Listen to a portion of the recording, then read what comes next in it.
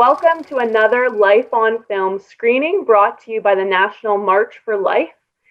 Today we are going to be showing the film Hush, a liberating conversation about abortion and women's health. My name is Josie Lutke. I am the CLC Youth Coordinator, and with me is Drew Martin of Mighty Motion Pictures and executive producer of Hush. Drew, thank you so much for joining us. Oh, thanks, Josie. Thank you so much for having me. So we'll get to the film momentarily, but first I want to ask Drew, can you give us a little bit about your background? Yeah, Josie, I started in television working with CTV as a writer, producer, director in commercial production in Edmonton, which is where I was born and raised. And then I went to CBC television. And then after that, I left there, started an independent production company called The Idea Factory. And I'll tell you a little story around that. And that was, West Edmonton Mall is the biggest, I think it may still be one of the biggest malls in the world. And I was working there as a construction worker. And part of my job was that I would have to go through at the end of the evening and I would be working around the site or walking around the site, kind of a security. And it was really cavernous and it was really awesome. And I would take the opportunity to praise the Lord and sing. And it was really awesome time. And one of the things I had to do was clean out the bathrooms. And so I was like, well, this is kind of humbling, God. And it is a little cliche, don't you think? But I was like, just really after the Lord. And I was thinking that day about how my friends have been talking about having ideas, but really not so much ideas as they were looking at video games. And they said, why don't we have Christian video games? Because we should have those. And I'm thinking, just following after the world is really not what I want to do. Like, I want the very first. I want to be involved in that. I want to be like coming up with Pong, which, if you remember, is like the first video game, right? Which has had the little thing on the side of the screen and the ball that came across, right? And just then I was in the bathroom and I'm thinking about these things and I'm thinking about the Lord. And I'm just, and all of a sudden, like, the Spirit of the Lord came into the room in such a powerful way. I went to my knees and I could see Jesus' feet just right in front of me. And he said to me, well, then what you want to do is come to heaven for ideas, because heaven is an idea factory. And I was like, yes, Jesus, that's what I want to do. And I want to be led by your Spirit. And so that's why the first company that I had in production was called The Idea Factory. And so I had that company for 14 years. And then I started a company called Mighty Motion Pictures, which was based on Psalm 23, which is about, it says, open up you gates and be you lifted up you doors and let the King of Glory come in. Who is this King of Glory? He is the Lord God Almighty. And so that's that's the company that I currently am involved, that I own. But actually, God owns it. I just work for him. That's a very great story.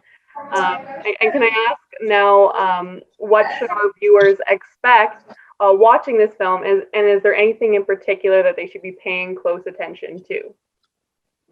Well, I think they need to pay close attention the whole time, mostly because of the fact it's just so loaded with information that's amazing and information they've never heard before. In fact, many women watch the show and they so want their daughters to see the film, and because it's so life informing and relevant. And I used to, when I was going to festivals, I'd say to the people in the live audience, say, if you need to go to the bathroom, you should go now. Because if you go to the bathroom and miss like 3 minutes of this film, you will regret it, because it is that full of information that's going to be vital to your lives.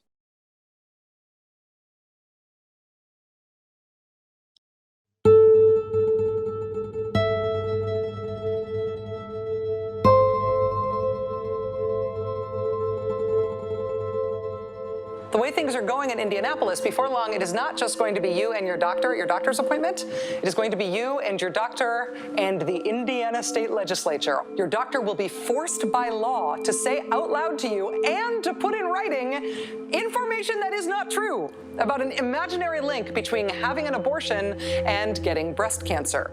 1.3 million abortions done in America every year, 2,000 partial birth abortions. What is that? 0.1%. They remove the child and crush the skull. The But child is born into usually this earth. the woman's life is at risk, Elizabeth. But there's an exemption here. So if the woman's life is at risk, it won't even be, it's a mood issue. What about the fact that one of the speakers at this conference promotes the factually incorrect statement that abortion leads to breast cancer? Do you believe that? Well, I don't know what your scientific expertise is to be able to run that commentary. I confess that I don't have It's not me, the it's the scientific AMA. expertise. It's Oh, not look, me, it's the Australian Medical Association. A woman comes to you, she says she's pregnant with a girl, and she wants to terminate the life of the child because it's a girl. What would you say to her? My position has been very clear. The Liberal Party is the party of standing up for people's rights. And an interesting position to hold. Yes, Liberal leader Justin Trudeau says he wouldn't try to talk a woman out of a sex-selective abortion, aborting a child based on gender alone. He opened the door for debate. He's the one that introduced his party's policy on abortion, which is, no future MPs are allowed to be pro-life. So I asked him specifically about gendercide, and most people are saying, even though I'm pro-choice, wait a minute, I could never support a gendercide. Yeah, I don't think people up until weeks ago have even had to really be forced into the conversation or the thinking. But now people are starting to think, okay, wait, what is my stance and how do I feel about it? A lot of people are realizing. How do you feel when you watch these reports about abortion? I don't know about you, but I feel an incredible tension. I feel threatened, like I'm being drawn into a fight. I feel the need to side with one and to be suspicious of the other. My regularly inquisitive and objective nature goes out the window. Why does this happen to us? It's because in 1973, when the U.S. Supreme Court decision of Roe v. Wade legalized abortion, it also completely reshaped national politics and divided all of us into two camps, pro-choice and pro-life.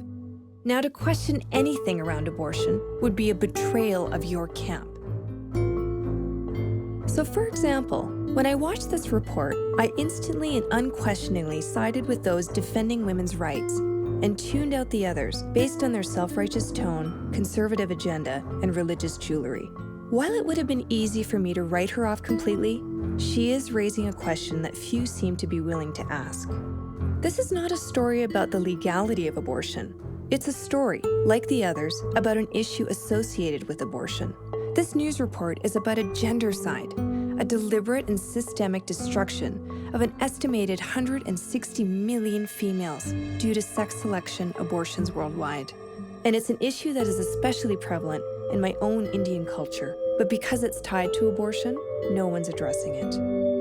If I, as a woman and a feminist, do not care about this horrific situation, then why would anyone else? I too was guilty of allowing my bias to overshadow my ability to listen and to identify a woman's issue when I heard it. Sure, I'm pro-choice, but before that, I'm a woman and a human being. So how can we get to the point of answers around abortion as an elective medical procedure when we can't even have a conversation?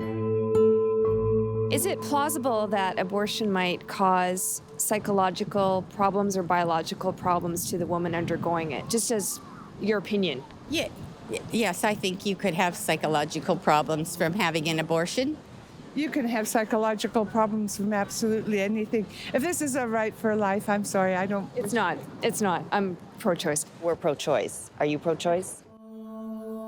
Barbara Kay is a columnist for the National Post. She offers a totally revolutionary approach to this volatile topic. I really dislike this whole necessity to package yourself as pro-choice or pro-life. I am pro-information. When women find themselves in a situation where they have an unplanned pregnancy and they are uncertain, there isn't a great deal of information that is absolutely neutral ideologically. Obviously, the pregnancy centers want women not to have an abortion. I think the abortion clinics want women to have the abortion. abortion is part of the greater field of women's reproductive health. And that, to me, should be a subject that we can all discuss without fear. In the same spirit of open-mindedness, psychotherapists Dana Dovich and Candace Dupuis wrote a book called The Healing Choice, which encourages women to talk about their abortion experiences, no matter what their political leanings. What we found as therapists was that women are coming into our office, they're talking about all kinds of really important experiences that they've had in their lives, but no one, I think probably we could say 99% of women had never brought up the fact that they had terminated a pregnancy. They would kind of tell us in code, or it would come out by mistake. So what we realized was, as therapists, this is not being talked about. The biggest surprise we had was people could hardly hold the paradox and simply talk about a woman's experience, how they would have to move to the conflictual, right or wrong politics.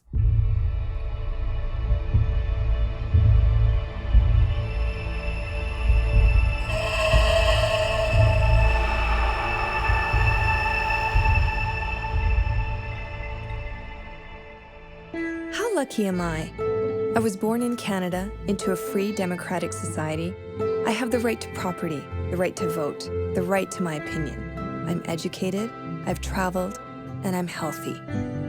Already, I have more than most women in the world, and I try never to forget that. I am a product of feminism. I was raised by a competent single mom who managed her professional career as an accountant as well as raising me. On my right wrist, I wear my mother's silver bracelet.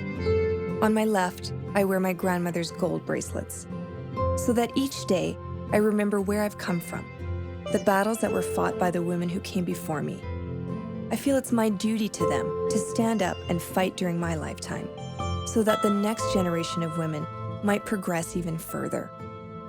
Even though I had never had an abortion myself, I held views that were much like many other women. Abortion is a woman's legal right, hard-won by the women who came before me.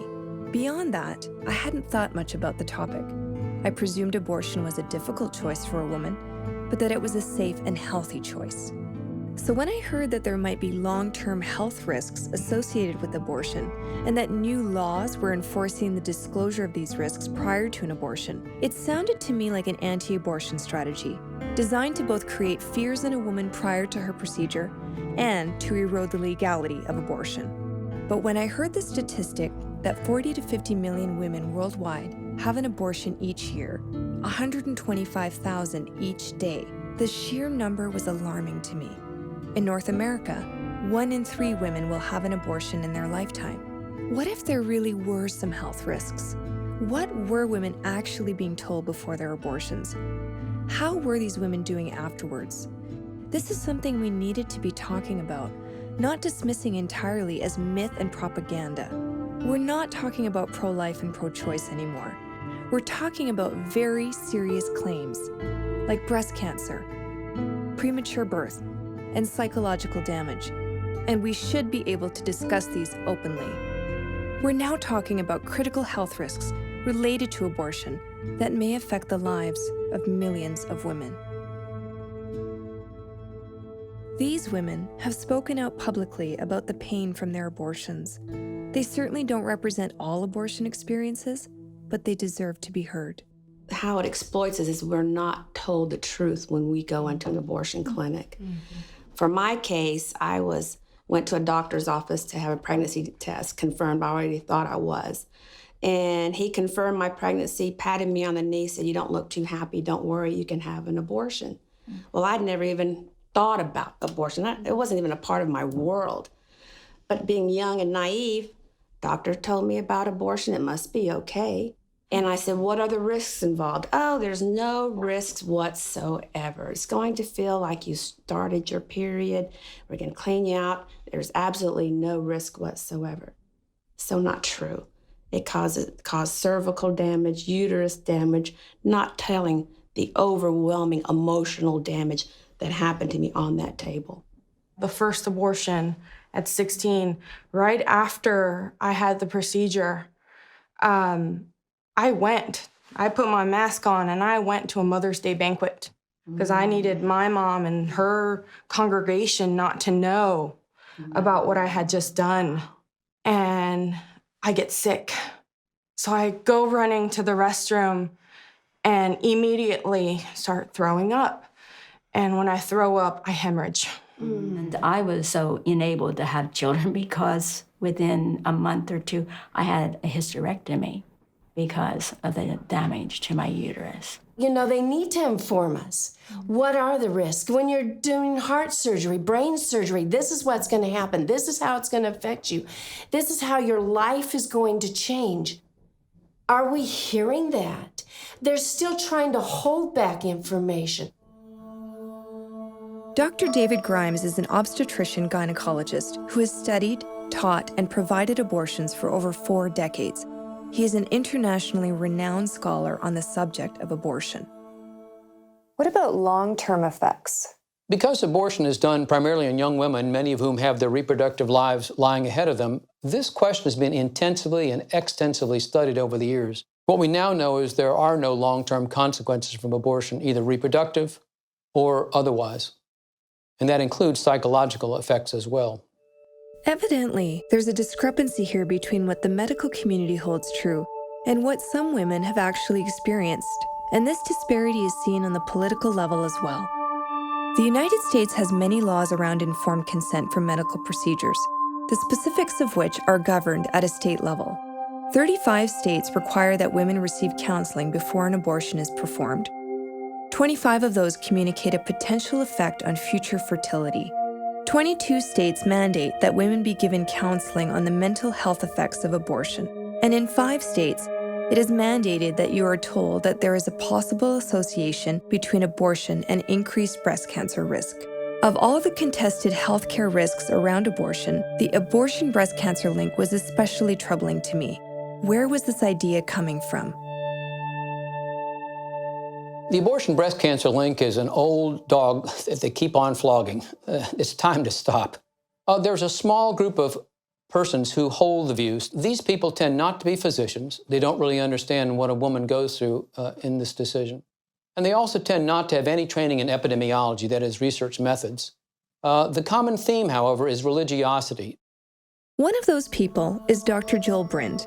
The major criticism against him is that because he is pro-life, his science is questionable, and his findings are part of an anti-abortion agenda to scare women.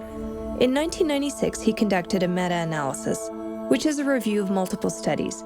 In this case, the results from 23 studies found a 30% increased risk of breast cancer for women with abortion histories. Are you trying to stop abortion?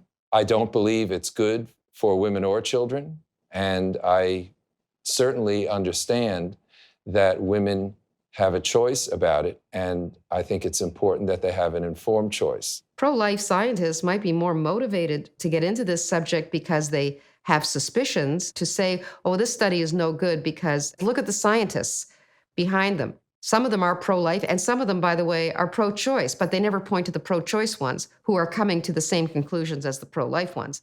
I know Vern Chinchilli is pro-choice, but interestingly enough, I didn't even know that until there was a press conference. We did all this work together, hours and hours of working together and studying the data and comparing notes and talking about it. And you know what? Whether he or I or anyone else in the group was pro-life or pro-choice, it never came up. This is about science. This is about the effect on women and whether or not abortion increases the risk of breast cancer. Period. Dr. Angela Lanfranchi is a breast cancer surgeon who speaks internationally about the biology of how abortion could lead to breast cancer. She's been criticized for making extreme statements that are contrary to the medical establishment. Do you want abortion to go away? This is about having fewer patients in my office that are 30 years old with breast cancer. Breast cancer is a leading cause of death of women between 20 and 59. This is about stopping the ever-increasing numbers of breast cancer. And I'm sorry if it offends, but these are the medical facts. A new study in a major medical journal shows more women from the ages of 25 to 39 may be getting advanced breast cancer and researchers don't know why. Doctors will tell you we already know that breast cancer in younger women is a double-edged sword. First of all, it does tend to be more aggressive, and compounding that is the fact that we're just not looking as hard for it. There was 1 month where I saw 3 young women in their 30s with breast cancer, and it was very depressing. And I was trying to figure out why that was happening. The textbooks had information in it about one of the risk factors being abortion. And I started asking a complete reproductive history. And at that point, I had 2 young women that had very aggressive breast cancers. And that was their history. One had had 7 pregnancies and 5 abortions, and another one had 5 pregnancies and 3 abortions, and they were all young in their 30s, and they died very quickly. And then when Joel Brin's meta-analysis came out, I said, okay, it's just not my random clinical experience. And at that point, I thought that it would get out that women would become aware of those facts. And over the years, I've realized that no, it didn't matter how many studies there were, that that information was not going to get out.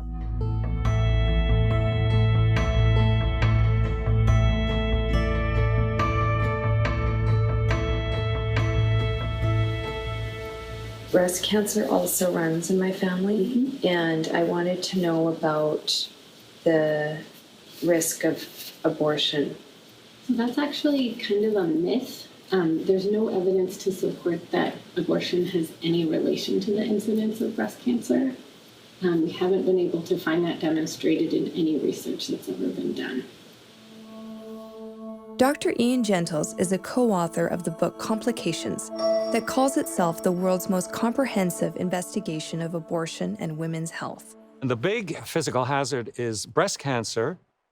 There have been many dozens of studies, and a high proportion of those studies show a real statistically significant link between abortion and breast cancer. In other words, if you have an abortion, you have a 30 or 40% increased chance of coming down with breast cancer later. And this has been established in studies all over the world, not just in the United States, but also France, China, Japan, India, which have documented that indeed there is a higher rate of breast cancer among women who have abortions. The jury is in. There is no relationship between either a miscarriage or induced abortion and breast cancer.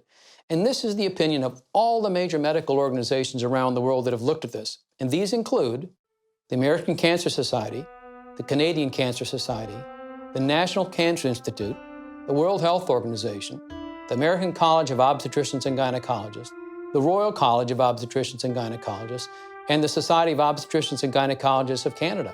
I tried to interview each of these organizations. I wanted to get their position on the abortion-breast cancer link, to ask them about these studies and their process of determining that there was no link. But from every one, I was denied an interview. They simply said that the case was closed, that they had no one available to speak about the subject, and anything I needed to know could be found on their website. This is where I started to feel equally suspicious of those denying any link. I felt like I was digging into something much deeper and darker. If the jury was in, why wouldn't they stand behind their findings and speak to me? So I followed their suggestions and visited their websites. Each one referred to a 2003 conference put on by the National Health Institute's Cancer Division, the NCI, where it was concluded once and for all that there was no link between abortion and breast cancer. Clearly, I needed to talk to the NCI, but not only did they deny me an interview, when I tried to visit the National Cancer Institute in person, I quickly got escorted off the grounds. What was going on here? It was like they really didn't want any questions being asked. I had to do some more digging for myself. What I found most concerning was that even with the millions of dollars being raised to find a cure, the education and popularization of breast cancer, and the advancements in science and medicine, breast cancer incidences are much higher today than they were a generation ago. And still, they can only attribute 20% of breast cancer cases to family history. They didn't seem to know what caused the other 80%. Patrick Carroll is a British statistician who has studied the correlation between abortion and breast cancer in 8 European countries.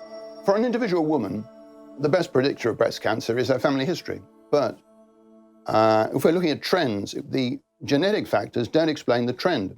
But the modern increased incidence is about 80 or 100% more than it was in the early part of the 20th century. The increased modern incidence is published, but it's not explained by focusing on such risk factors as legally induced abortion, can provide an explanation. What sort of numbers did you find? Very high correlation, more than 0.9 for breast cancer and abortion, much higher than anything else.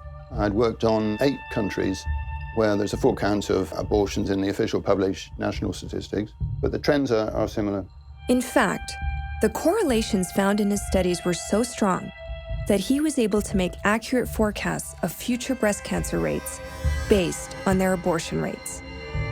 In the United States, between 1982 and 1987 alone, invasive cases of breast cancer rose an alarming 32% and has remained around those levels ever since. Some of this increase was attributed to modern early detection techniques. But early detection, of course, doesn't add to the number of cases. It just prevents death by detecting cases 1 to 3 years earlier than they would have been. Hence, the small spike and drop. So what caused the rest of the increase? One major factor that had changed in young women's lives exactly 10 years before this increase is the rise in the number of abortions following legalization.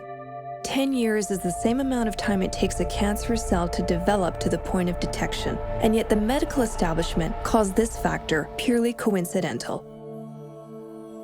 Dr. Frida Bush is an obstetrician gynecologist and an educator from Mississippi who speaks about how abortion is affecting the African American community. I have seen breast cancer increase in the African American community, and especially among the younger women. When you find women who have breast cancer during the expected time, then you consider that could be aging. But when you have women in their 20s and 30s, then you have to look for another cause. African Americans are approximately 13% of the population of the United States, but we obtain 37 to 39% of the abortions. There has to be a link between the high rate of abortions in the African American community and the high rate of breast cancer in younger women in the African American community. So if there's truth to the correlation between abortion and breast cancer, it certainly is concerning. But how could they possibly be related? How could abortion cause breast cancer? I needed to shift the investigation away from those promoting or denying a link and speak to someone neutral who could explain the science of breast cancer.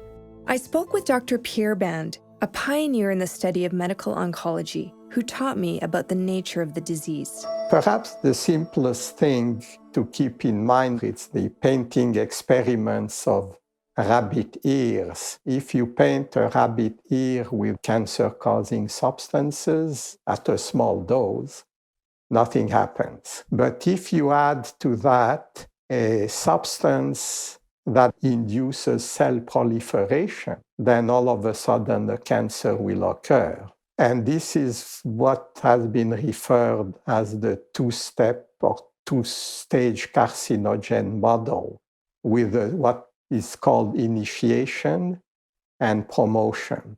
And the problem with estrogens is that they're both initiators and promoters. So if you think about any breast cancer risks, they all have to do with when do you get exposed to estrogen and how much do you get exposed to? It causes our breast cells to proliferate, which means they multiply through division. And every time a cell divides through division, it has to copy its DNA. And every time a cell copies its DNA, there are possible mistakes that are going to be made. I think of the old I Love Lucy version where Ethel and Lucy had chocolates and they were making them and the assembly line was sped up. Something's going to go wrong.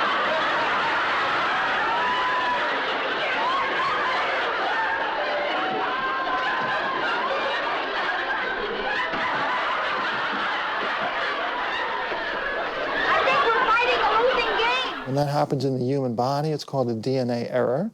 That increases your risk of breast cancer. I certainly didn't know this basic biology, that estrogen is seemingly responsible for a majority of breast cancers in one way or another. Had you ever heard that the hormone estrogen is a carcinogen, can be a cancer-causing agent? I did not hear that. I didn't know that at all.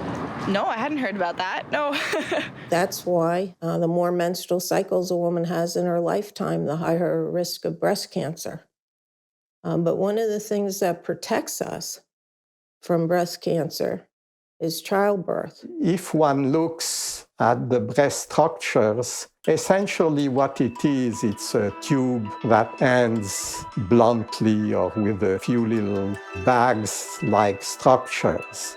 As the breasts mature, then the breast structure develops. Just think of grapes with the tubes leading to open little bags, these bags secreting milk. But the full maturation occurs during the latter part of the first full-term pregnancy. Once a cell or series of cells, a tissue structure like a breast lobule, becomes terminally differentiated, performing its mature function, its ability for cellular reproduction becomes turned off. So we know, for example, that there is what we call a susceptibility window between puberty and first-term pregnancy, when her breasts are adult size and there's a lot of breast tissue, but which has not been differentiated in order to become milk-producing tissue. It's more vulnerable to carcinogens because these cells are cells which are easily prompted to divide.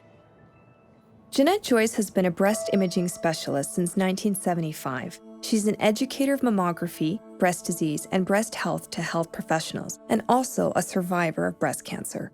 We know that the best scenario for healthy breasts is to have many children, to start very early, and to breastfeed. The purpose of the breast is to produce milk for the young. So once that purpose has been fulfilled and those breast cells have become mature, they're less vulnerable to developing breast cancer. And that's a fact that's agreed upon by all medical organizations. All doctors will agree with that. Dr. Anthony Miller is said to be one of the fathers of epidemiological study. Epidemiology, the study of groups of people, is the cornerstone of public health and informs policy decisions and practices by identifying factors of risk and prevention for disease. The fact that women are having children older is going to increase their risk of breast cancer. This is something they should understand. Women need to know when they're young, if they delay their first pregnancy beyond the age of 25, and particularly beyond the age of 30, they will more than double their risk of breast cancer. And this should be part of public education. There are certain aspects of life which influences one's risk of disease, perhaps particularly cancer. So I find no excuse that this shouldn't be common knowledge. So why was this not being communicated? I shouldn't have been learning this information for the first time as an adult woman. Breast cancer organizations consistently promote breastfeeding as a preventative choice. But where is the information about early childbirth being protective? And where is the information about increased risk of late or no childbirth? I was just curious if you had ever heard that having a child, full-term pregnancy, was actually a protective factor against breast cancer later in life. No. I had no idea. We've never learned about that. It's not something I've heard, and that's embarrassing because I'm a nurse. But I'm in my 60s, so that probably information didn't come out till when did they know that? Since the 18th century, it's known that women who never get pregnant have a higher rate of breast cancer than women who do get pregnant. They found that nuns had a significantly higher rate of breast cancer than married women. And of course, nuns didn't get pregnant. Abortion is one way of, if not making you never pregnant, at least delaying pregnancy.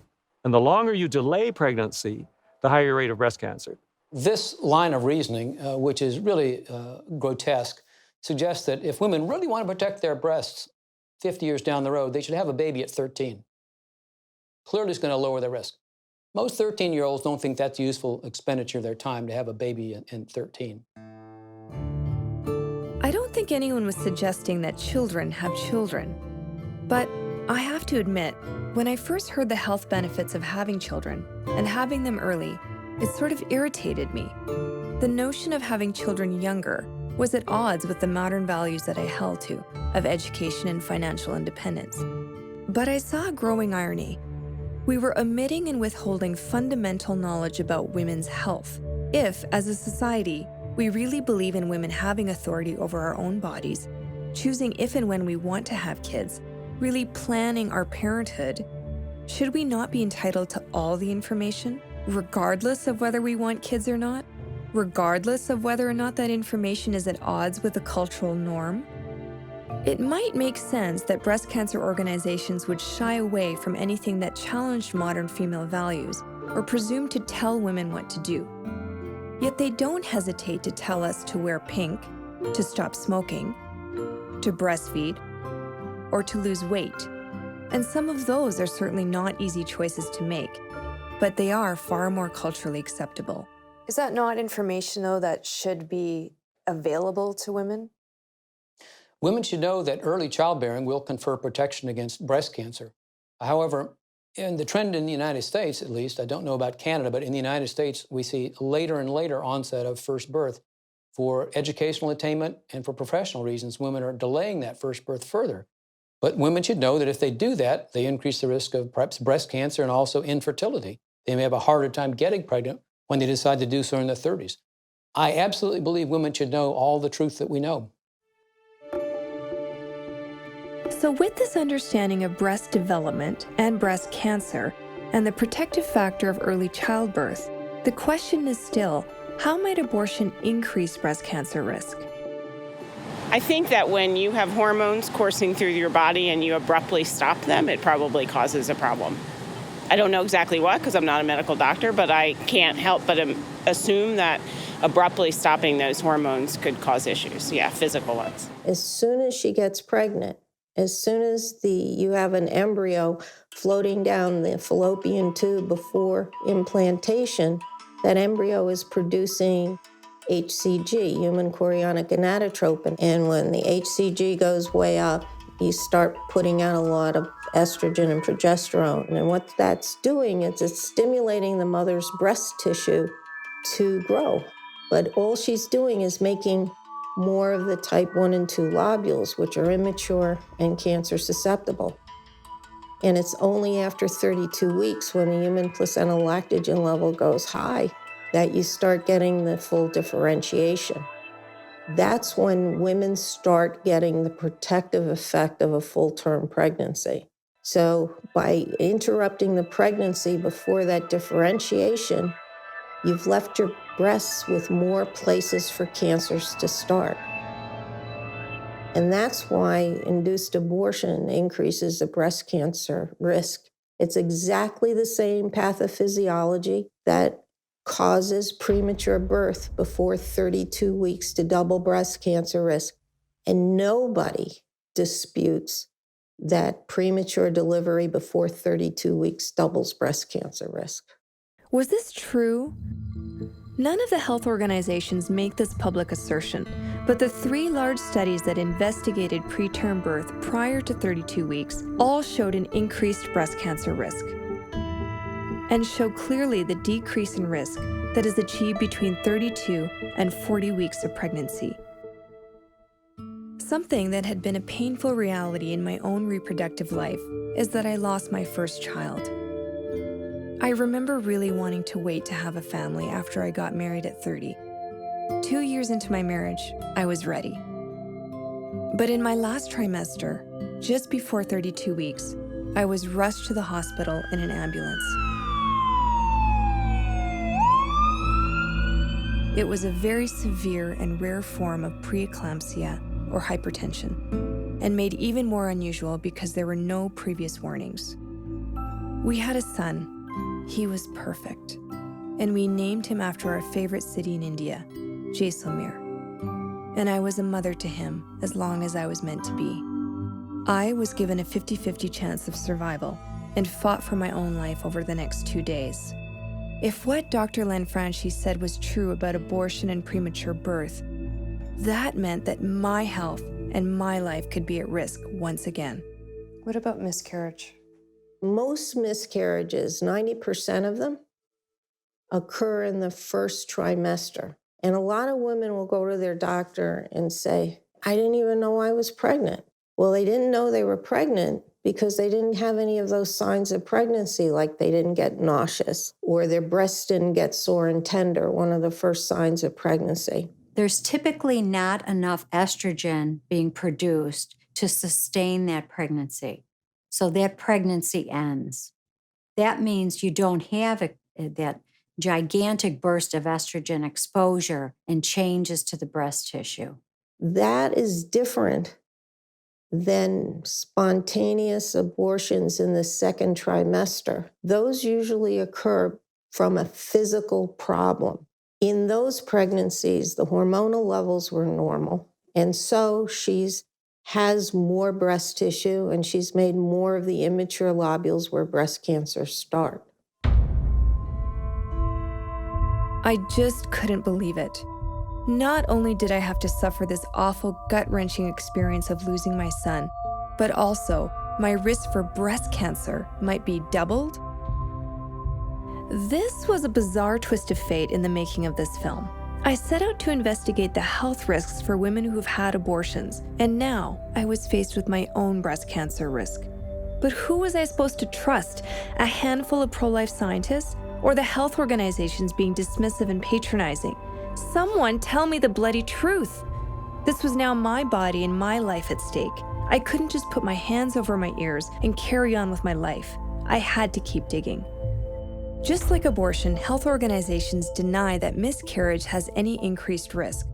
But only one study that I could find separated late-term miscarriages from early miscarriages.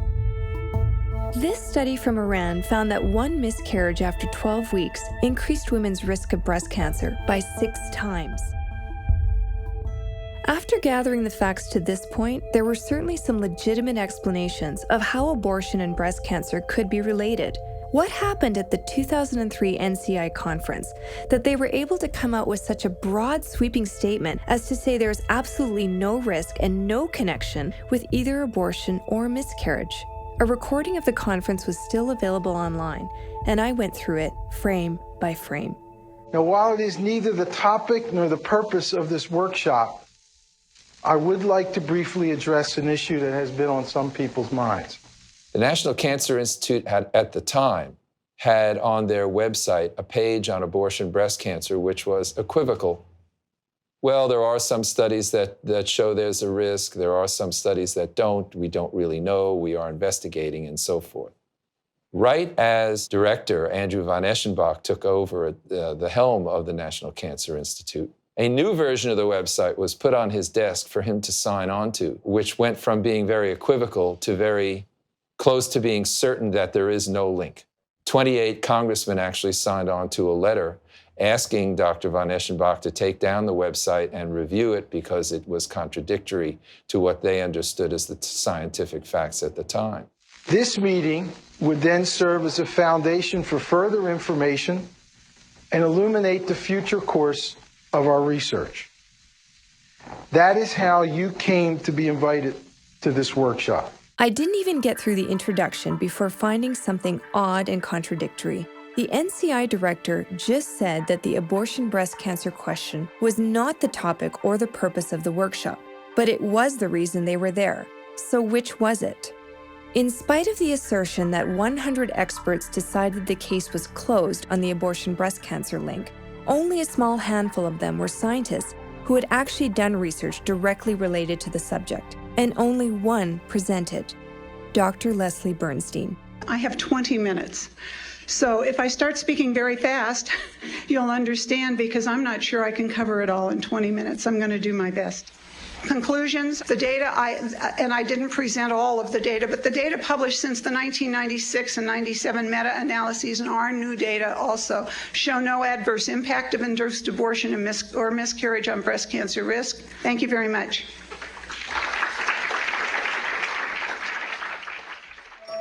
Dr. Pat Fagan co-authored a 2014 comprehensive review paper on the subject of the abortion and breast cancer connection. If we take the National Cancer Institute workshop, given the diversity of findings, that were out there. There's no way you can sort of say there is no link. That's not good science. That's politics. It is a very scientifically complex subject. Arguments around the data focus on the fact that many of the largest studies don't show a link, and some studies even show a decreased risk of breast cancer. Further complicating the matter is the idea that some women may not be telling the truth about their abortion history, in which case studies that show an increased risk may be exaggerated, while studies that show no risk may be understated.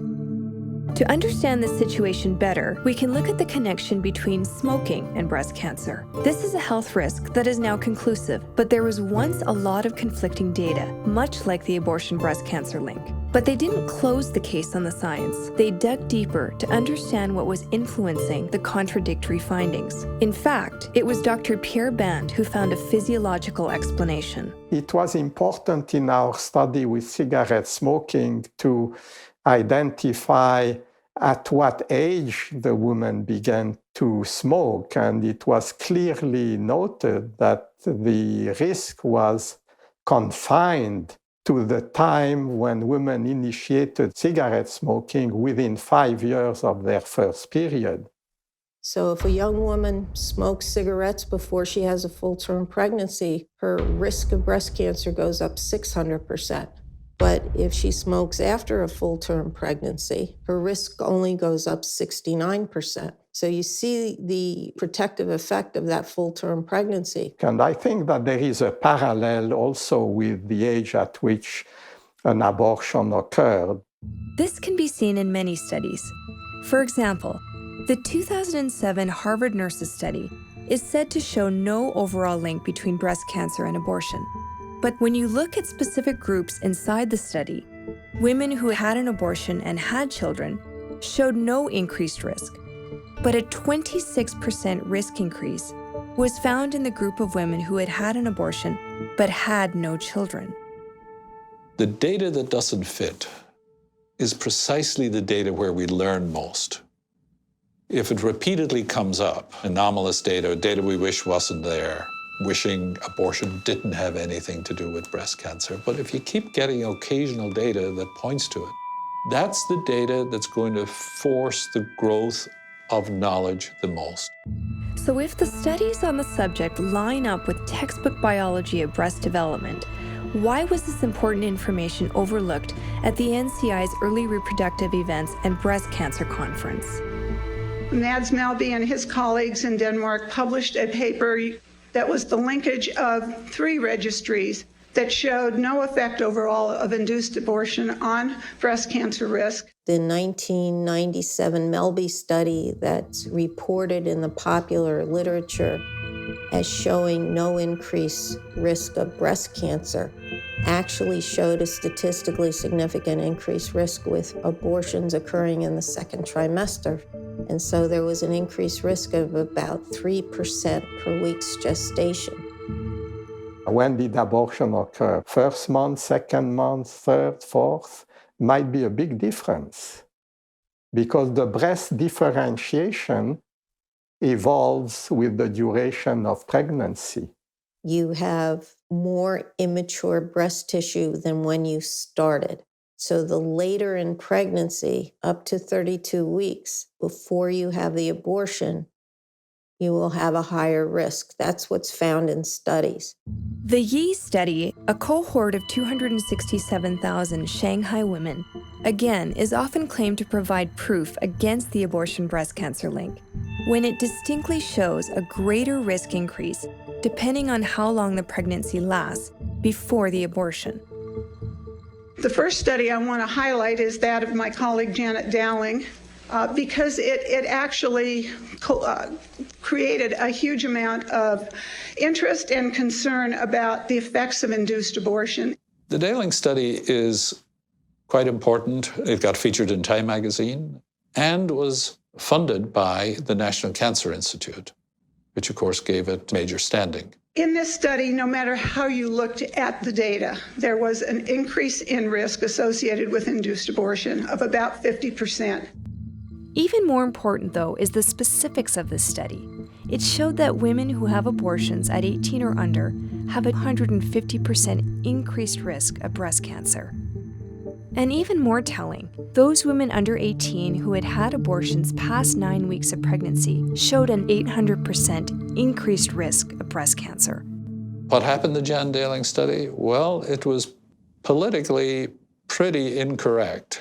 At one point, she actually said she was tired of having rocks thrown at her because she had the audacity to publish her findings and to stick by her findings that abortion was associated with an increased risk of breast cancer. It didn't change her feelings about abortion as an option, just about what its consequences might be and what women have a right to know about the effects of choosing that option. That's all. Dr. Janet Daling did present at the NCI conference, but presented only on a topic unrelated to abortion and breast cancer. Whether this was by her choice or by request of the organizers is unsure. And today she'll speak on breast cancer tissue markers. Janet. This is not surprising. I mean, the NCI is the major funding instrument for breast cancer research, or any cancer research for that matter. And so anyone in a position where they're dependent upon NCI funding is going to be reluctant to say anything which would jeopardize it, and that's perfectly understandable. It's not that surprising that science is affected by politics as well. In 2005, a study in the British journal Nature found that by mid-career, 1 in 5 National Health Institute researchers admitted to changing the design, methodology, or results of studies based on pressure from a funding source. So you see how the situation, the whole funding mechanism and research and reporting of research has really gotten quite corrupt. That isn't to say that a lot of good research isn't done, that isn't corrupt and that's honest and that's competent. But when it enters into an area that's politically loaded, like abortion, all bets are off. Okay, let's open it up to the participants. Yes, Joel Brind, Baruch College, New York City. I found it rather astonishing that with regard to the issue of abortion and breast cancer, that there is no association in consideration of the long history of studies, many very good studies, even done by some of the people in this room, which have shown significant positive association. I will simply respond by saying that with respect to these questions, there was widespread view that the statement that was written here and presented before you reflected accurately the literature as we understand it today. So they came to a final conclusion based on a 20-minute presentation. Then they opened the floor to questions and quickly dismissed the one challenge to the findings. It seems unbelievable. This conference, that according to the director of the NCI was supposed to, in his words, serve as a foundation for further research. Instead, not only did it close the door to any further research and discussion, but apparently it also eliminated the need to answer questions from documentary makers and women concerned about their breast cancer risk after an abortion or late-term miscarriage. Nothing is black and white, particularly in epidemiological research. Well, here, the NCI wanted science to say something, to come out with this finding.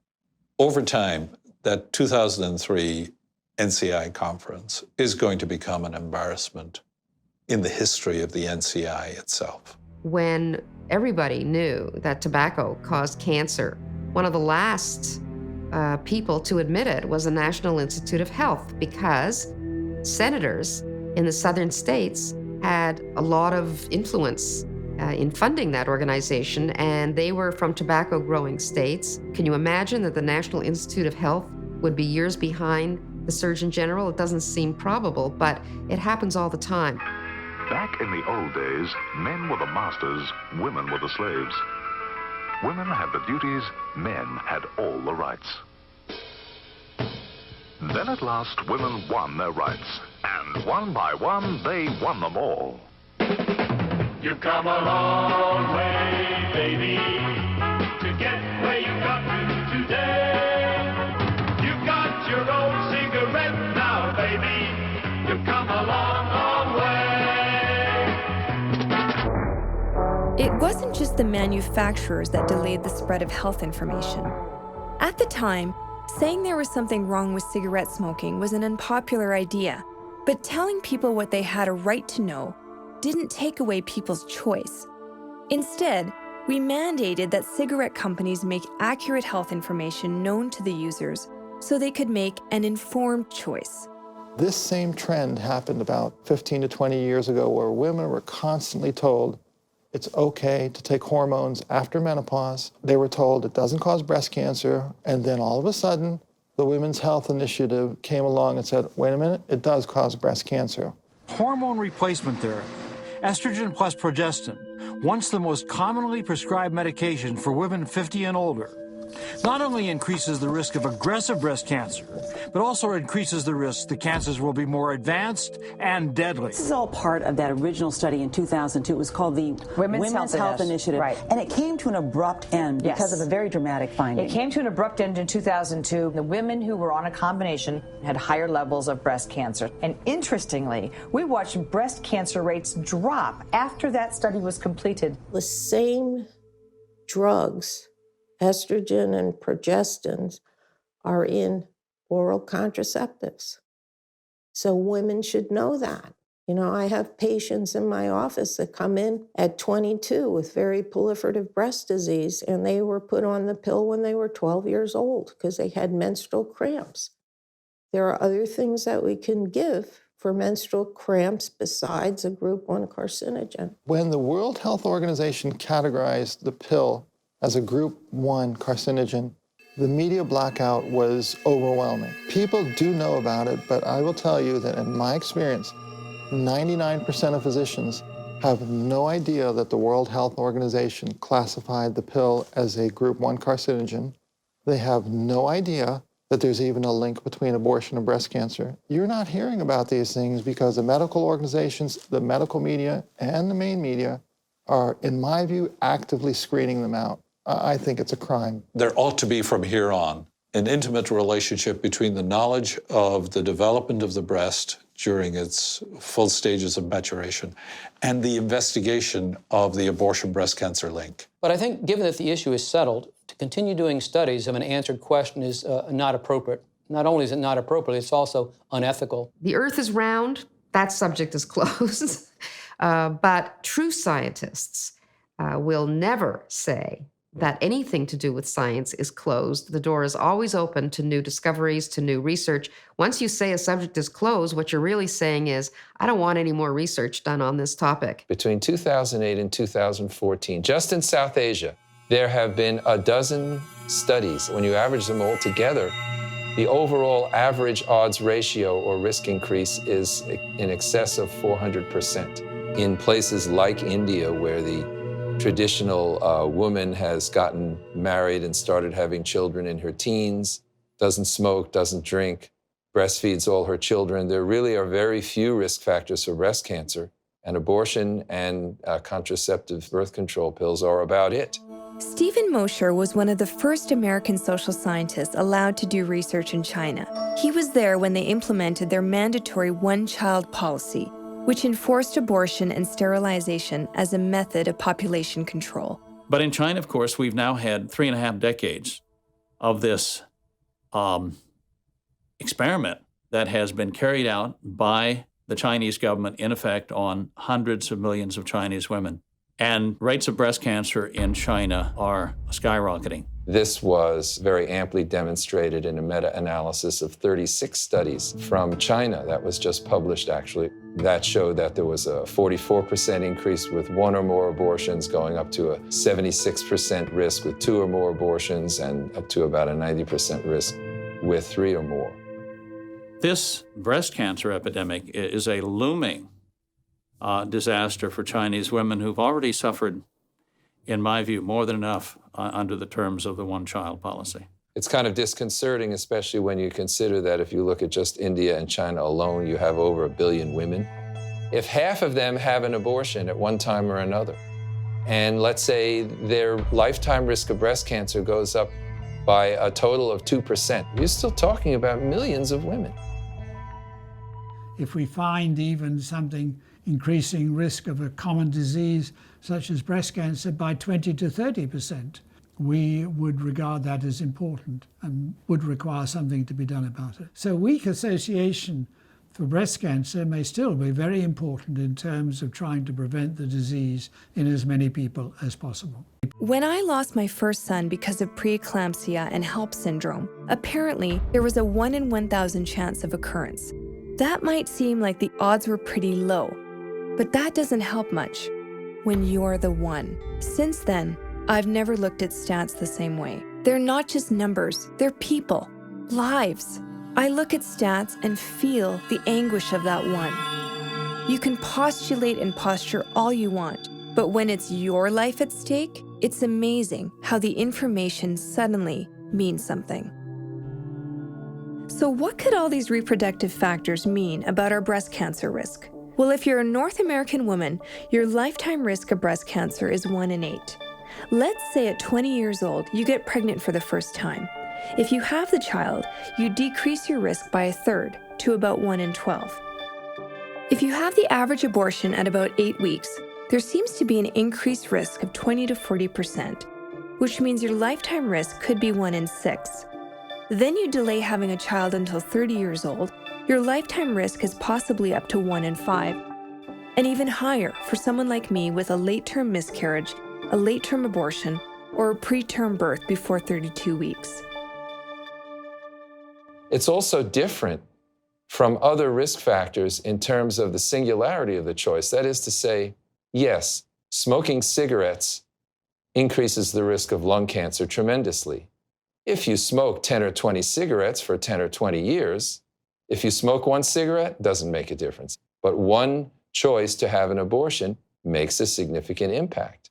So it's certainly, by any reasonable standard of medical ethics and the requirement of a physician or other medical practitioner to seek informed consent before proceeding with any sort of intervention, would require that women be informed of it, and by and large, they are not. I was diagnosed at the age of 42. I can tell you I'm the one that was standing at the processor when my films dropped out. I began looking at what could have caused this. I knew it wasn't alcohol consumption. I knew it wasn't obesity. When you are diagnosed with breast cancer, no one's willing to even acknowledge these as risk factors. And I've read things about this and why. They actually say the reason is that woman is going through a lot of suffering with this diagnosis. And we don't want them beating themselves up, thinking that they caused their own breast cancer because they had an abortion. In my family, there's quite a bit of breast cancer that is associated with the BRCA2.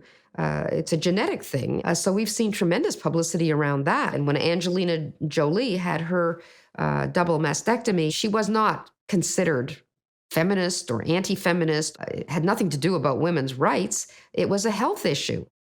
If abortion is shown to give you, say, a 30% risk or something like that, isn't that news? You're not seeing it at all in the news because it's about abortion.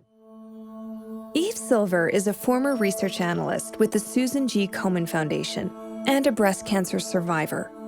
I had bilateral mastectomies, and that is an awful situation. If I had known about the link between abortion and breast cancer, and further, if I had known that all of my reproductive history was still in my future, I believe I would have gotten the help that I needed to carry my child to term. If I had known that early pregnancy would lower my risk of breast cancer, and my mother and grandmother died of it, I wouldn't have waited until 17 years into my marriage to have my first and only child. I would have had one a lot earlier. It's just that I wasn't aware of it. So I think that women can make informed choices about what's best for them. And then if they are at increased risk, say they can't stay away from cigarettes, or they've had an induced abortion at a young age, where you've had an induced abortion in the second trimester when you've had a lot of breast tissue, at least get screened at an appropriate age with an appropriate test. It's not the fickle finger of fate that's giving women breast cancer. We know a lot about breast cancer. We know a lot about what increases risk and what it decreases risk. So I would hope that women would become educated about all of them. Although more study is needed to determine the extent of the abortion-breast cancer link, to entirely deny the connection is ludicrous, especially when you consider that a woman's reproductive history and her breast cancer risk are directly related, and abortion is as much a part of reproductive history as childbirth. In all honesty, because of my own bias, I still apply some discretion to the information coming from pro-life individuals, but I do find validity to their claims. What I found most sickening, though, is that the media and health organizations have spent their energies closing the case and vilifying those who advocate in favor of the link, instead of investigating any and all reasons why breast cancer rates among young women have increased and women are dying. If women have the right to abortion, they should also have the right to know. Apart from breast cancer, the women I heard from and read about in my research experienced a number of other physical complications as a result of their abortion that are not being acknowledged by abortion clinics or the media. Things like difficulty getting pregnant, future miscarriages, premature birth, and even sterility. I finally did have a child when I was 26 years old. He had to be delivered early, and there was a lot of complications during the birth. We both almost died.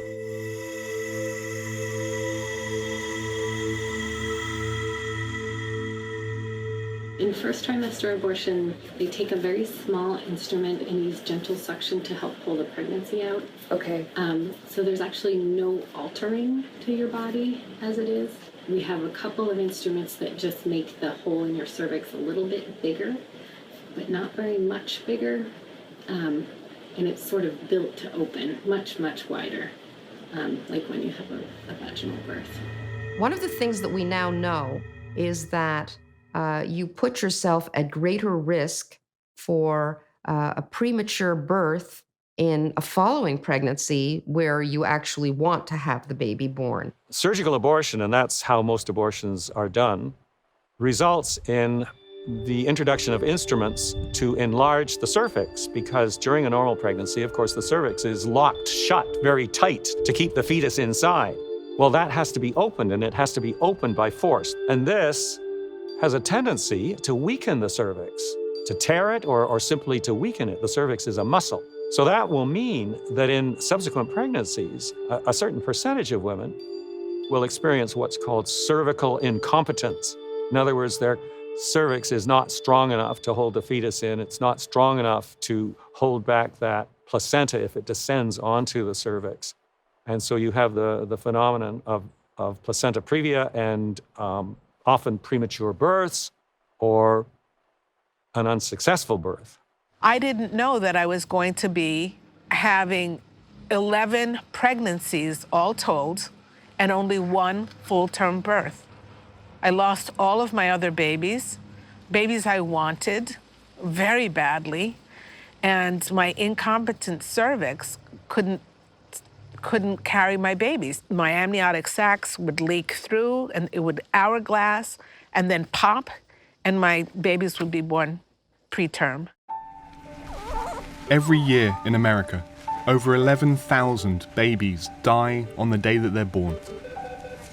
Most are just born too early, their vital organs, heart and lungs still unformed. Even those who survive beyond 24 hours often die before their first birthday. This is a big problem in the developing world. Why should Americans care about this? Because it's a huge problem in America. In fact, 500,000 American babies are born too soon every year. America ranks number 6 in the whole world for numbers of preterm births. Every year, 500,000 babies are born preterm? That's correct. The U.S. is a global leader in science and medicine, but they have one of the highest preterm birth rates in the world. How could this be? Just like breast cancer, we're seeing more and more awareness for premature birth. Clearly, the governments and health authorities are trying to reduce numbers of preemies. They even named November as Prematurity Awareness Month. But again, in all the materials, in all the reports, there is no mention of abortion as a possible risk factor. In 1970, prior to the legalization of abortion in America, the preterm birth rate was 6.6%. In 2006, the numbers were 12.6%, which means they have essentially doubled. The most important study ever done on the subject is a systematic review meta-analysis by Prakash Shah from Toronto in 2009. The results of 37 studies found a 36% increased risk of preterm birth for one abortion and a 93% increased risk for 2 or more abortions, which is especially important to consider when about 1/2 of women having abortions in North America have already had a prior abortion. One of the most recent large record-based studies was done in 2013 by Ghislain Hardy of Montreal. They confirmed that it's the extreme preterm births prior to 32 weeks that are especially affected, showing around double the risk. Having a baby that is born prematurely has a significant toll on the parents. Many of the babies end up coming home or being discharged at the time that they would have been born, but meaning they've been in the hospital sometimes 2 or 3 months. That is a significant psychologically, emotional, and financial burden. Dr. Martin McCaffrey is a specialist in neonatal medicine in North Carolina. He's a strong advocate for awareness of the connection between abortion and premature birth because he has frontline experience with caring for premature babies and their families. Any of us who do neonatology, what we hope to do ultimately at the end of the day is not have to come to work. And we'd all love to solve the problem of preterm birth. And it just was a huge question for me why this association wasn't talked about amongst myself, my peers, my colleagues. What we've seen over the last 10 years or so is lots of efforts to try and reduce preterm birth. What we have not impacted is the flat rate of very preterm birth, the birth of those babies less than 32 weeks gestation that sits flat now for the last 20 to 30 years at 1.8 to 2% of all births on an annual basis. For women who we think are at high risk for a future preterm birth, i.e. those women who've had a previous preterm birth, we have a medical therapy that we can employ. And that certainly does seem to reduce the risk for very preterm birth and preterm birth, potentially by as much as 30 to 40%. However, at risk, it does not at this time include the group of women who've had a prior abortion.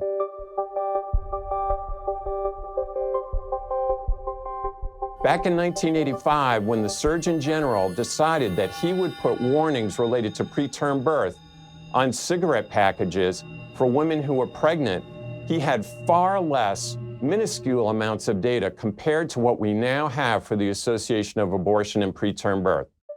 Modern methods, such as the abortion pill and cervix softening agents, may help decrease the effect on premature birth, but surgical abortions are still the most common method. And instead of publicizing this risk, we're talking about risk factors that women have no control over.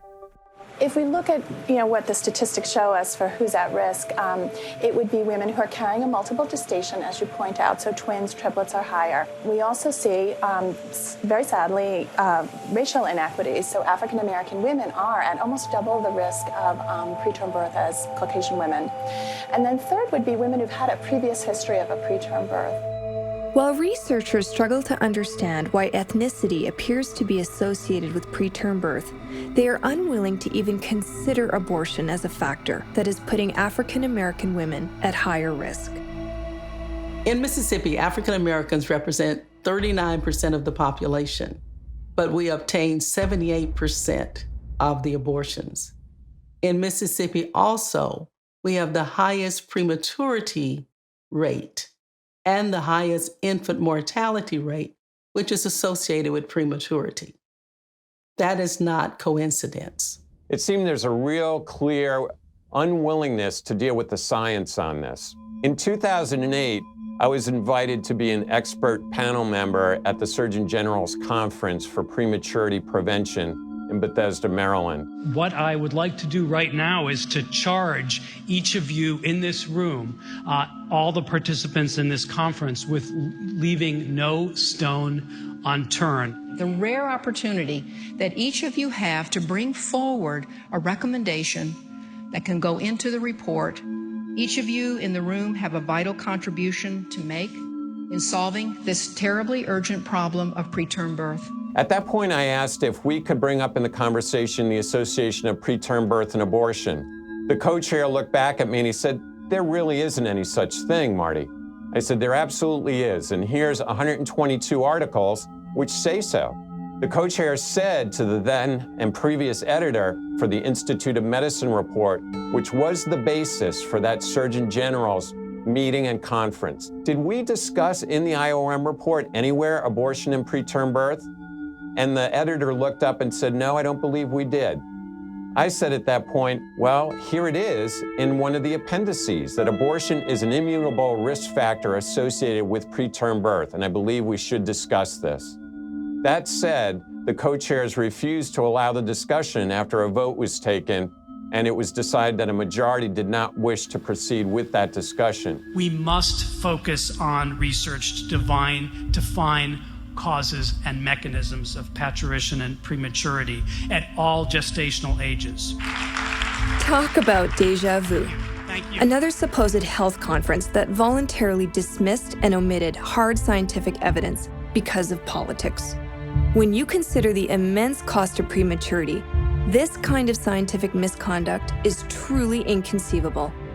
While 1 million preemies worldwide die each year, and those preemies who live face a huge risk of cerebral palsy, autism, mental retardation, lung disease, intestinal problems, vision and hearing impairment.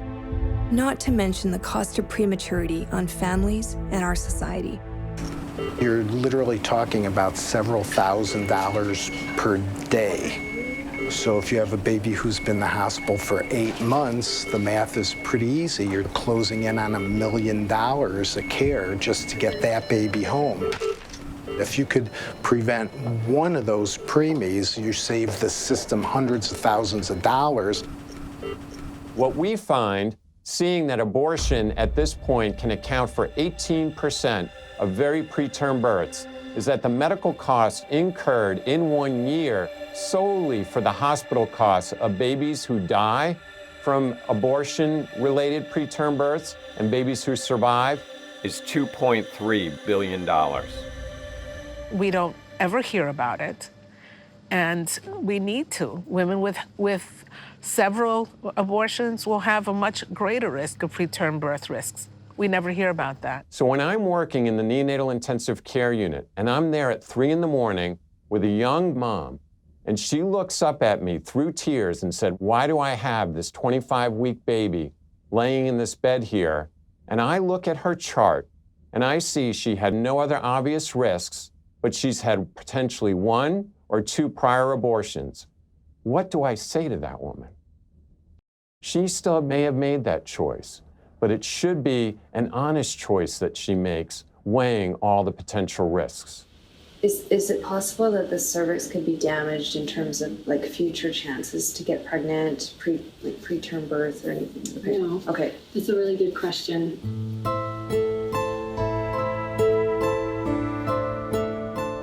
It had become obvious that questioning was necessary to find the truth about the physical risks related to abortion. And the same would be true with the psychological effects on women. For me, it would be hard because I'd wonder what that person would have been like, you know, had they made it into the world. So it's definitely something that I would struggle with. Abortion is an incredibly invasive procedure, far more so than an annual Pap test. An abortion extends beyond the personal boundaries of a woman's vagina.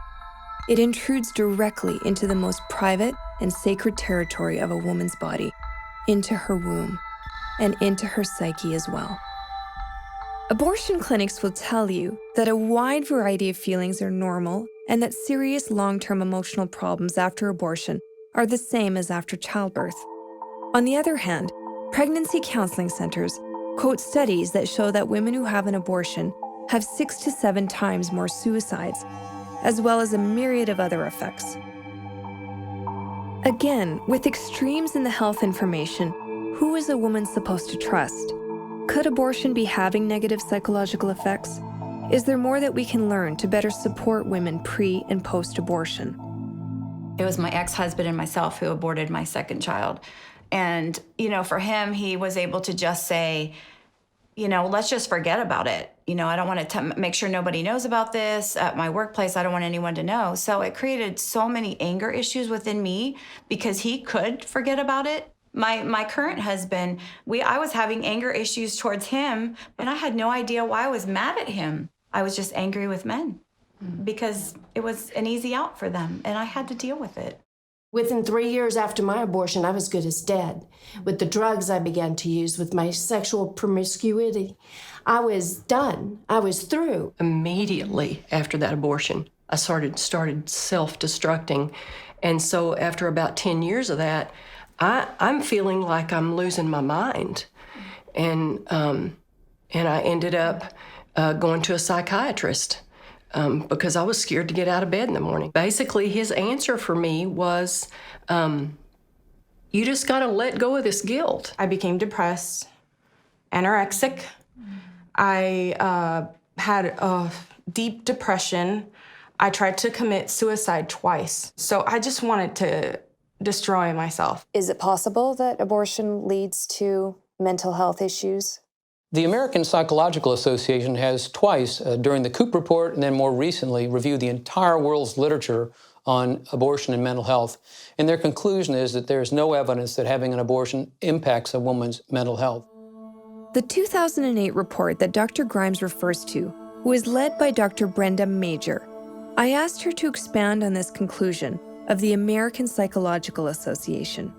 So the primary conclusion of our task force was that among adult women who have a legal first trimester abortion of a single pregnancy, one abortion, the risks of mental health problems are no greater than carrying that unwanted pregnancy to term, that there's no evidence of elevated risk among that group of women compared to women who pursue other options.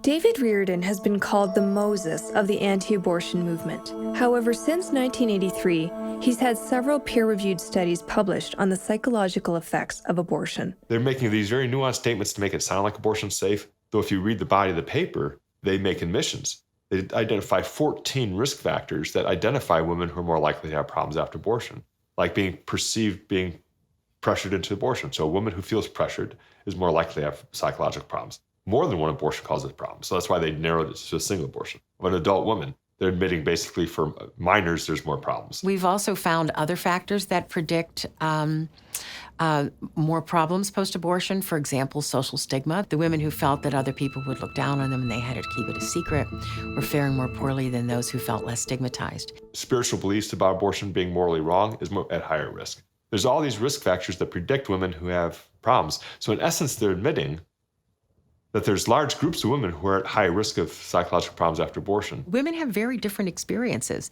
There is no one size fits all. I mean, not all women are going to be just fine, feel relieved, and not have any regret. And not all women are going to be traumatized and feel this is a terrible decision that they made either. I think that there's a lot of variability, but often that variability gets lost for those who want to say it's all this or all that. There are countless feelings that women have about terminating a pregnancy. There's anger, loss, depression, there's sadness, guilt, confusion, relief. What we found was that over the course of a woman's reproductive life, we talked to women from ages 18 to 75.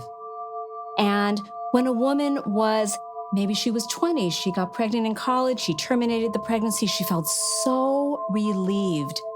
And then maybe when she's 35, she gets pregnant again, her first pregnancy that she's going to keep, and mysteriously feelings about her abortion come up again. Abortion is a stress reliever and a stress causer. Having the abortion means that there's going to be an immediate sense of relief that my boyfriend's going to be happy with me because I did what he wanted, or I don't have to worry about, having to leave my job. Whatever stress that led to the decision to have abortion, that immediate problem is resolved. But there's new stresses that are taking place. The longer you follow women after abortion, the more women are going to start reporting that they had negative problems after abortion. I sometimes talk about it as the head and the heart. My data suggests that over time, women don't change Their minds don't change about that I made the right decision for myself, but they feel some regret. 79% of the women said they were highly satisfied with their choice. At 2 years, it was 72%. So there was a slight decline in reports of satisfaction and a slight increase in reports of regret. When I first heard the stat of 79% of women reporting at 1 month that their abortion felt it benefited more than harmed, I almost glossed over it. But when I boiled down the numbers, that meant that 21% felt like it harmed more than helped. If there are 1 million women in the US having an abortion this year, that's 210,000 women who feel their abortions harmed them more than helped, which grows to 280,000 within 2 years. Where is the support for these women? Dr. Priscilla Coleman is a professor of human development and family studies. Her research has focused mainly on the psychological outcomes among women who have experienced abortion. Often well-trained professionals will say that there is absolutely no risk of psychological problems associated with abortion. It's benign. It's just like getting your tooth pulled. It is different, and it's different because approximately 50% of women who actually go through with an abortion believe that they're terminating a human life. And there might be debate about whether an abortion is the end of a human life. What's important here is that the 50% of the women who undergo it believe that. So if you believe that, that's likely to impact your mental health afterwards, because you have to assimilate with ending the life of a human being with who you are as a person. Blanket claims that there's no psychological effects of abortion are just deliberately misinformed. They're holding an ideological position that's not supported at all by the research, and certainly not supported by anyone who ever bothers to interview and talk to women. It's really calling every woman who says, "I felt grief after my abortion," a liar. Denise Mountenay is the founder of Canada's Silent No More. She became a vocal pro-life lobbyist because of the psychological damage, pregnancy complications, and breast cancer she experienced after her abortions. What did you think abortion was?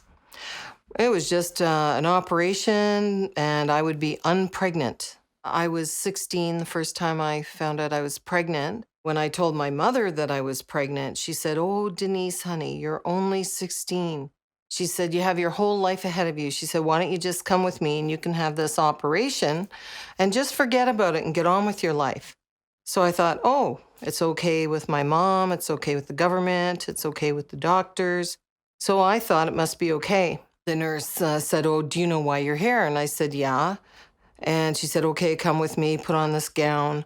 We went down a long, long corridor, and I think I know why there was such a long corridor between the reception area and where the actual abortions took place, because you sure wouldn't want to hear the screams of the girls having abortions.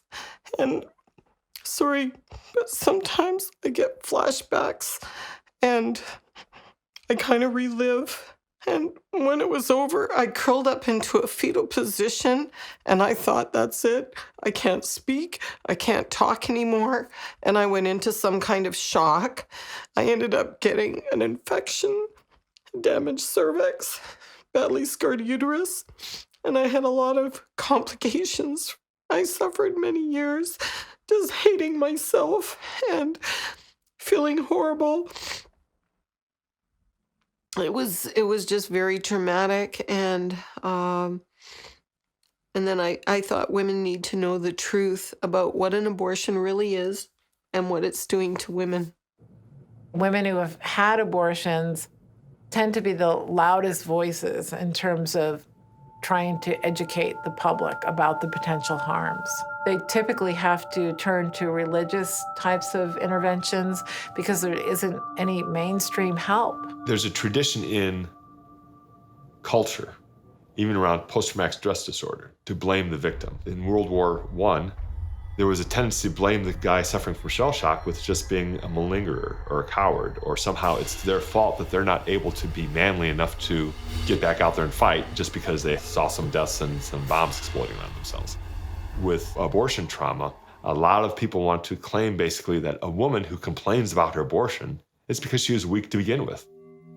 Clearly, some women have prior history of depression, anxiety, substance abuse before they have abortions.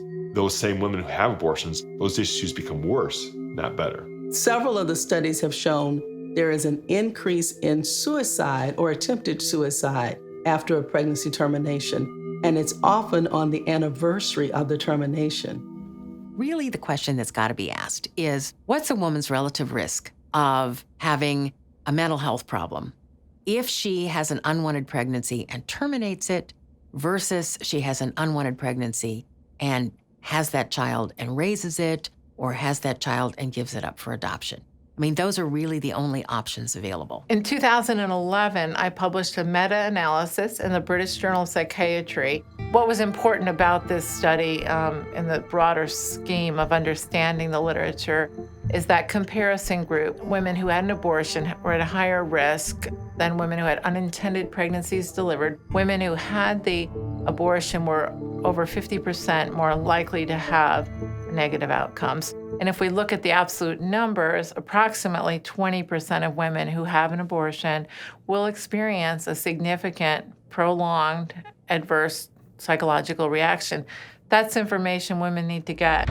So even if there's disagreement over the severity of problems, from slight feelings of regret to suicide ideation, if the medical establishment would recognize that even some women are shown to have a negative psychological reaction, then they would be required to treat this like any other medical procedure by providing proper information and support. I think women who come for an abortion should have some kind of counseling, speaking to somebody who really helps them to clarify in their own mind, is this something you've thought about? All these questions could, in many cases, elicit an answer from somebody who might burst into tears and saying, I don't know if I'm sure. Give support to that woman. Instead of her going through this alone, she's a likely candidate for depression later on. If women come into an abortion clinic and they say, I don't think I'm going to cope well, I think that I'm going to do horribly, those women, I think, do need to be counseled both prior to the abortion, and they need to have access to counseling subsequently. Unfortunately, all the women's movement has to offer women who've had an abortion is, this is liberating for you. This gives you sexual freedom, gives you, a choice that will allow you to continue your life. And if you have problems afterwards, there's something wrong with you. It couldn't be the abortion, and sorry, we don't have anything to help you. Why would a woman, even if she has feelings, she was not going to discuss them, she may not even want to recognize that she has feelings, because if there's no place to process them or talk about them or have them validated, they're just going to be pushed down so that her experience is, I don't have a problem with this. In contrast, when we lost our son, we were offered counseling free of charge for as long as we needed and for any member of our family, including grandparents. We were encouraged by friends and family to talk about him, not keep him a secret. He was acknowledged, given a name, given a proper goodbye. These were important steps in being able to integrate him and that experience into our lives. What about people who just kind of go reckless afterwards? I don't know a lot about that. Yeah. I know that sometimes when people have a hard time processing things, yeah, it always comes out in other ways. Right. Like the human body sort of has to figure out a way to balance itself. And if there's hurting that's unaddressed, then I think that can manifest in behavioral ways. Now we're kind of getting beyond what I usually tell folks. But when I begin to share for the class, it's like vomiting almost. It's like you get sick, you push it down, and then all of a sudden it all comes out. And I know this is kind of a weird way to think about it, but when you throw up, you feel better after you throw up. Well, for me, it was like getting rid of all of that and letting it out for the first time. And all of this weight just came off of my shoulders, and I could start to begin to feel the freedom. And one of the most amazing things is to see, after I share a story and I walk away from the microphone, to have someone come up and just, I've done what you've done, and you just give them a hug and you hold them, and it's the first step for them. I was that woman, and you were on the other side. There was no words spoken, just pain, and that hug changed my life. And that is our hope, moving forward It's nothing but love. There's no judgment. Yes. Nothing but love. We just want that hug. What women need is sensitive counseling. I think they need to be able to share their experiences publicly with families, friends. For those who are surrounding women who've had abortions, we need to eliminate any judgmental tone in our discussion of the abortion issue. A woman facing an abortion already has a lot to consider. But if she has the right to choose, then she also has the right to judgment-free counseling with accurate, unbiased information that could affect her physical and psychological well-being. And information that's tailored to her, especially given that her age, week of pregnancy, and number of abortions are all shown to have a direct effect on all these risk factors. So who is responsible for giving this critical information to women prior to an abortion? Health organizations, researchers, government, and media all have a role to play. But the legal responsibility comes down to the doctors. If you were undergoing the procedure, would you want to know? I would want to know. Une information avant, je pense pas que ce soit vraiment un problème parce que de toute façon, quand on a recours à un avortement, c'est parce qu'on veut pas de l'enfant. Donc, les conséquences, même si on les connaît avant, on veut quand même se débarrasser de l'enfant. Donc, quelles que soient les conséquences, on va dire non, je m'en fiche, je le fais. Would you want to know about that risk factor? Yeah, for sure, definitely. Because that will probably change my mind. Joseph Stanton is a Pennsylvania lawyer whose client sued their abortion doctor and included allegations that they failed to disclose information about how abortion or childbirth would affect their breast cancer risk. The law of informed consent is this. When a patient is contemplating a surgical procedure, the patient needs to sit down with the doctor who's going to perform the procedure. And the doctor should discuss the procedure in detail with the patient. They need to know the pros, the cons, the risk, the benefits. All of this must be discussed at a time where the patient has time to be informed and to contemplate and then to consent if that is what the patient would like to do. And the discovery that we obtained in that case, the doctor never even spoke to the patient prior to the procedure. In every other medical procedure, the doctor takes some responsibility for making sure that the benefits are going to outweigh the risks. Because we need to make the doctors finally again liable to actually be doctors. Without that, what basically you have is it's exactly analogous to a woman walking into a doctor's office saying, I have a lump in my breast, I need a mastectomy. And he says, jump up on the table, we'll take it right off. We don't call that medicine. We call that malpractice. Can you tell us about women's right to know laws? Women's right to know laws are a very overt attempt to dissuade or discourage women from exercising their right to have an abortion. The whole notion is false, the notion that we doctors are not doing a good job of counseling women about abortion. We are very good at it. We've been doing it some 50 million times in the United States over the last 4 decades. Frank Court Jr. is a retired member of the Texas House of Representatives who brought forward the Women's Right to Know Act, which mandates pre-abortion counseling on the health risks of abortion and childbirth, including a possible association between abortion and breast cancer. In the state of Texas in 2003, before this measure passed, every medical procedure that is regulated by the state, and that's pretty much all of them, there's a requirement to tell a patient about the health risks. But there was only one medical procedure that did not have any requirement, and that was an abortion. Alan Parker is president of the Justice Foundation, an organization that represents clients free of charge, including women who were permanently injured through abortions. One of the most common arguments for abortion is it should be between a woman and her doctor, not the government. But all of the women that we talk to, and most of the abortion facilities in America will tell you, the woman never sees the doctor until he's performing the abortion. She goes in, she signs some forms, and there's no doctor-patient relationship. Many of the women don't even know the names of the doctors that they're seeing. I think that's the heart of the right to know law. The state is trying to force the abortionist to give the woman truthful information that the abortionists don't want them to know because it would hurt sales. They have a financial interest in seeing that the woman chooses abortion. Their whole profit motive is based on getting a lot of people in a single day and doing a lot of abortions. In the law, we'd call that a conflict of interest. Carol Everett was once the owner of multiple abortion clinics. If she and her doctors could get away with the level of medical misconduct that she admits to, we should be ensuring this is not possible in abortion clinics today. We did 45 abortions the first month and 545 abortions the last month I was there. And I remember those numbers because not only did the abortionists work on a strike commission, but I worked on a strike commission.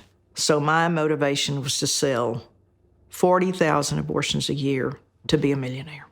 We have a telephone script designed to overcome every single objection, for that's what sales is, overcome the objection, and you get the order, in this case, the abortion. People think no abortion law, they interpret that very narrowly to mean, well, nobody can tell you that you're not allowed to have an abortion after a certain number of weeks and all that.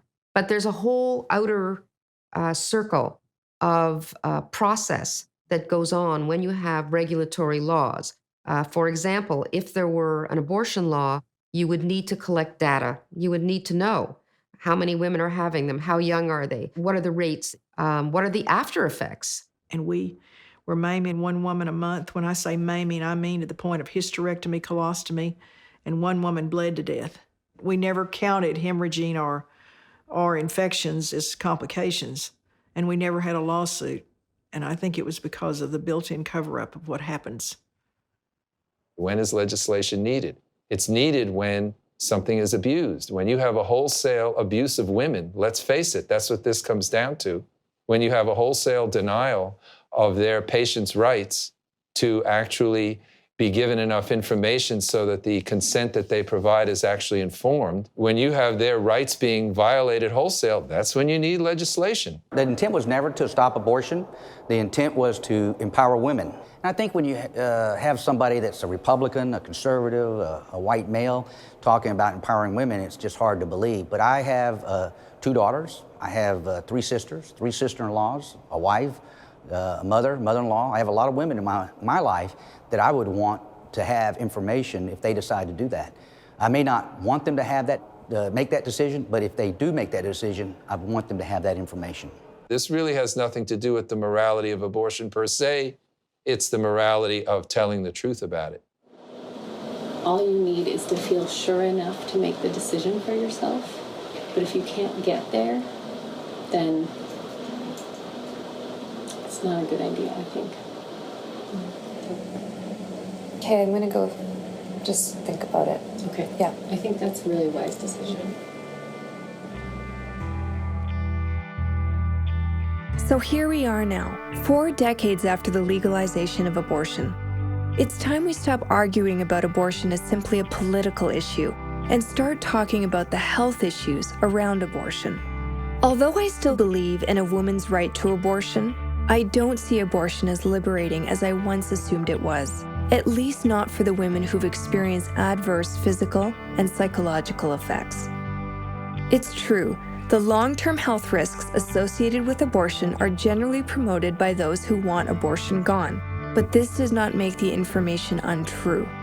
Those who completely deny any long-term risks have artfully shut down the conversation because they fear if they concede the procedure has adverse effects, abortion will be banned. Meanwhile, nonpartisan researchers run for cover from crossfire. But women facing an unplanned pregnancy deserve health information that is not clouded by religion, fear, or politics. We modern women have some unfinished business. We need to band together as women once more, ask difficult questions, and demand truthful information that is critical to our health. And we must address our dwindling numbers and the tragic loss of 160 million missing girls due to sex selection abortions worldwide. If we as women don't show our concern over these issues, then who will? Will we care for each other? Will we care for ourselves? Will we not at least apply the precautionary principle for our health's sake? I certainly will.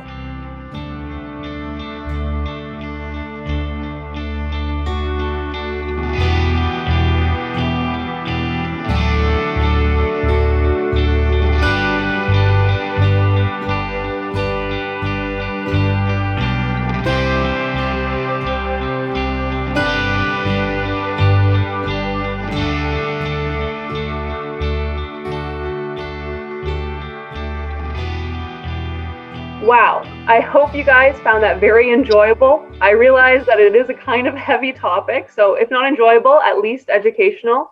I have watched the documentary multiple times and I learned something new each time. So if I can ask you, Drew, what was the most surprising thing you learned through your work on Hush? Wow, I think that the surprising thing to me was the very beginning before I even started on it, where I um, I really just went to the Lord with prayer and said, what is it you want to do? And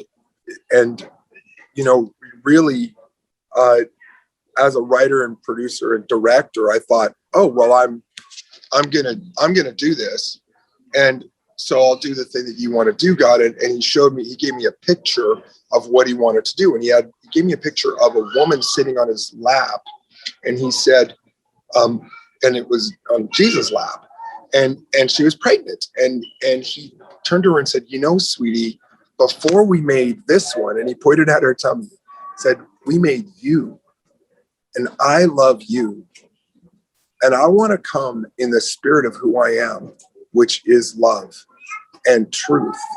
And I thought, oh yeah. And he said, and the other thing that he said to me was that, and I thought, oh yeah, that's who you are. And you are both of those things simultaneously. It's exactly your character. And then the other thing that he said to me was, he said, choice is my idea. And I thought, oh yeah, wow.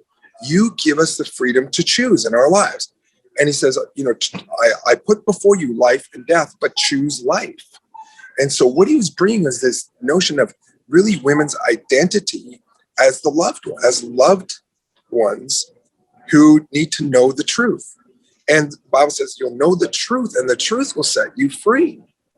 And so I just went ahead and I'm like, okay, God, well, I guess I'm going to write and direct this. And he goes, no, not you. And so that was one of the first things that surprised me, because I thought, oh, well, clearly he's, contacted me because he wants me to do this. And he goes, no. And I said, well, then, okay, God, then who? And he said, a woman. So I started to look for a woman. So I thought, oh, this, of course, is going to be a Christian woman, should be a pro-life woman. And I started to look for the women that I knew. And there was a very small number actually in the country that I know of who were very experienced and could handle this level of production in terms of our expectations, production, for the look and caliber of the show. But the ones that I knew were busy. They didn't have any time for the show. And then I thought, okay, well, then I'll start contacting women that I know who were very skillful in Alberta. And so they were like, sorry, pal, this is abortion. I'm not going to die on this hill. And so I was like, okay. And I asked the director of photography if he knew anybody and some other people. And through the director of photography, I met Poonam Gill. And my son and I went to meet with her after I had given her a 21-page outline of the show. And she said, wow, this is amazing.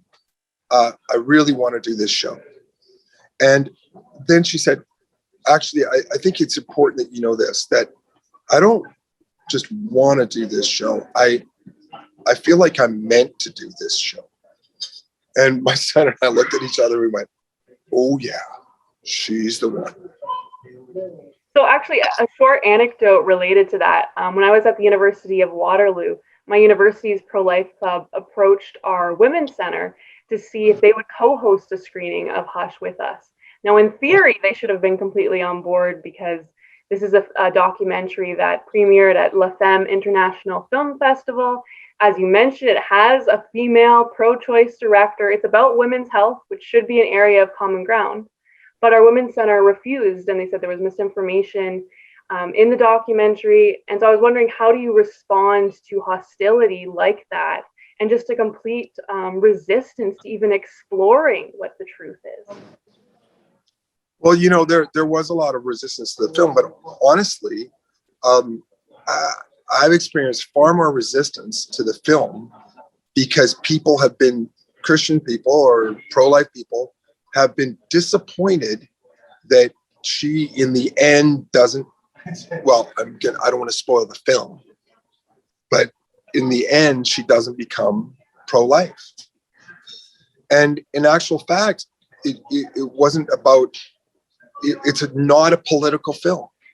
It's not a film that goes into, and this is the thing that's amazing about the film. It sets aside every preconceived notion of the battle that goes on every time we mention the word abortion.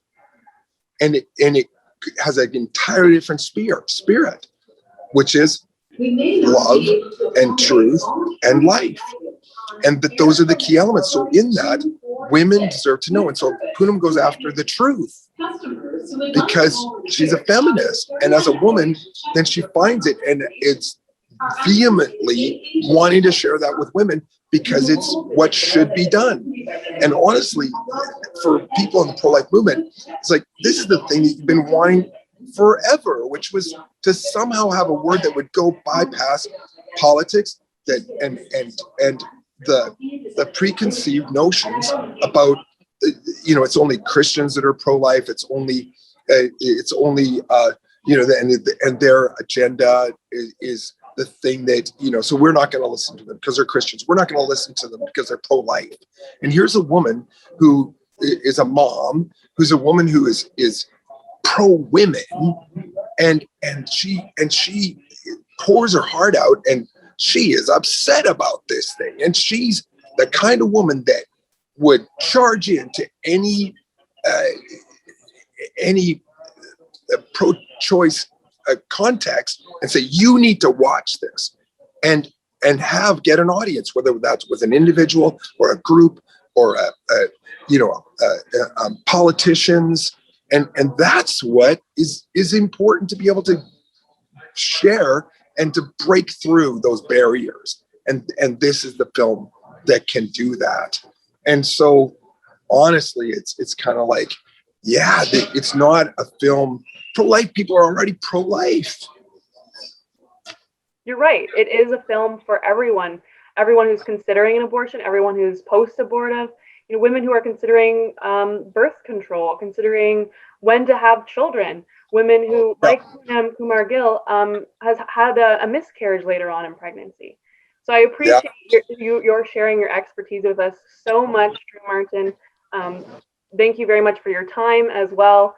It is a privilege to have you with us. Well, bless your hearts, and just bless what you guys do. And I'll be praying for the March for Life and the success of your sharing the film. And thank you so much for doing that. Thank you.